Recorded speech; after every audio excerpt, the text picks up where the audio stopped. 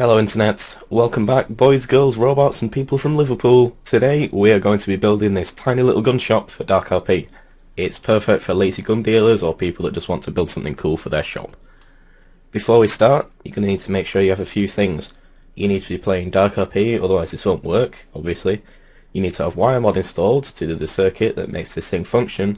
And finally you're going to need the money pot tool, which is this little bit here, which is our sensor to detect when people buy something. If you don't have any of the add-ons required, links to their download pages will be in the description as always. Right, let's get started.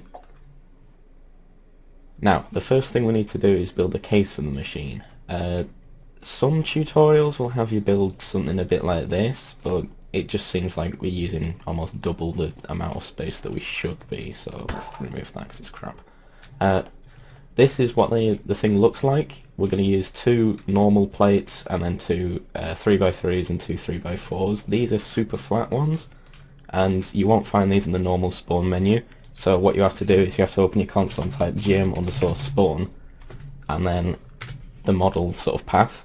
I'll have both of these in the description to spawn the super flat ones. You just press enter and it should, oh there we go, should appear in front of you. So I won't insult your intelligence by telling you how to build a box. So let's skip this step and go on to the actual wiring. Alright, after constructing the piece of fine art that is this box, you're going to want to spawn your money pot tool, uncheck the weld option, otherwise it will weld to the world and you don't want that. Pick it up and align it like this with this sort of caution sticker facing up and sort of forward. And then bring it over here, right click on it, disable collisions, and push it into the actual front plate about here. Make sure that the sort of bump is just inside the case. There we go. And make sure it's actually aligned properly and not sticking out at all like that, otherwise people will try and steal their money back. Thieving bastards. Right.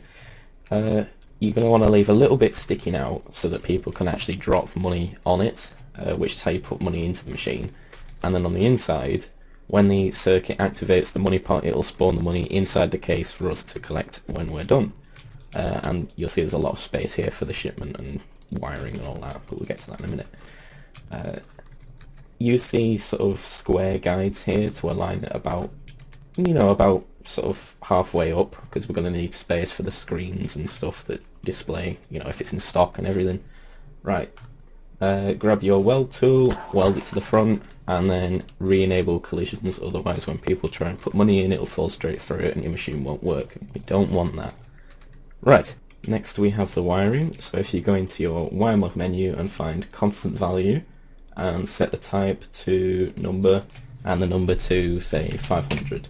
This value is how much you want each gun that it dispenses to cost. So if you put in 500 it'll give you one gun. And then go inside the case and position the chip somewhere convenient. Then go to the gates tool. If I can spell properly that'd help. Oh my god, should not have drunk the coffee. Right, get a greater than or equal to comparison gate and position that, say, here. And also get a user. Set it to the flat model because we want to save space inside the case. And position the user, say, here. This is going to use the shipment and dispense a gun when the person puts in the right amount of money. Money pots can sometimes be a bit finicky. They have an input to spawn all the money, but sometimes it doesn't work and gives an error. So the way around it is to get another user and just position it above the money pot so that the line touches the top of it. This will act as if someone's pressed E on it and dispensed the money anyway. Right. Let's wire it up. You want to get the greater than or equal to A to the money pot stored amount, and then B to the chip that we put, and then both users, if you have two of them, to the output of the gate. What this will do is when someone puts in our target amount of money into the pot, it'll drop the money into the case, and it'll also spawn a shipment, spawn a gun from the shipment rather, outside of the case. So it's like a trade. And that is pretty much the basics of the circuit. Now we're just going to add in a couple of extras, such as a screen. If you go here to your screen tool, select the small model and set text A to price, only one value, and use bigger font for single value screen, and also tick create flat to surface. Position this about there, and this is going to display how much the gun costs to our customers. So just wire that to the chip so that it displays the right amount. So we've got our price set up. What else should we do? Let's make it detect when the shipment is in stock. So if you grab an indicator and set the A value to red, B value, colour even, to red and green respectively, and then the A value to 0 and the B value to 1, this is going to change colour when the shipment is in stock. Where should we position this? Would be convenient. Should we just put it here? Yeah, why not? Stick it there. And also get a ranger. Now, the ranger should go alongside the user, and let's set the range to 30. Maybe it already is 30. That's convenient. So basically, you can see when I move in front of the ranger, it detects how far away I am. But because we've set it to 30, it doesn't quite reach the edge of the box. So it's going to detect when there's a shipment there. And then we just do wire A from the indicator to the output on the ranger, the distance, so that when something is in front of it, it's going to change. I can't really position myself. So, oh, there we go. It's going to change to green. So that's how people know if it's in stock or not.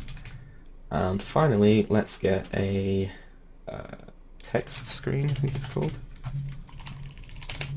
Text screen. Yeah.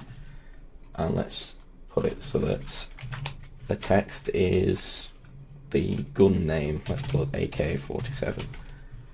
Why am I not typing? Oh, I am. There we go. You can change all these settings to be whatever you want. The text font, the size, all that. And position the screen so it's on the front of the machine. And that's pretty much it done. Now just give it a nice sort of material so it looks a bit better than the orange and white that we have. Or if you prefer orange and white, leave it like that. But that's pretty much our machine done. So we just need to move over to DarkRP and test this. Alright, we're here in DarkRP. As you can see, I've painted the machine, made it a bit more, I don't know, it just looks a bit better for me. I also moved these around because it was annoying me that it was slightly off center. So you might notice a few differences. It also occurred to me that I don't have the, what's it called, fading door tool in single player, so I'm just going to have to rip the top off and throw it over there. Though I imagine you can do something much more elegant than that. So to put the shipment in, you're going to want to line it like so, pick it up with your gravity gun, and carefully, mind, slot it in like that, so that the gun sort of projection is outside of the machine. This also gives us quite a good top-down view, so you can see where the money goes. Speaking of which, where did I put the money? Right. So what you do to operate the machine is you just grab your money and put it there, and the gun drops out the front. And the money is stored inside the case here, so you can just press E and grab it. So there you go. That's your machine, fully operational, albeit slightly missing the top. If you have any questions regarding this, feel free to post them in the comments, and also please like and subscribe. It really does help the channel. And thank you very much for watching, and I'll see you next time.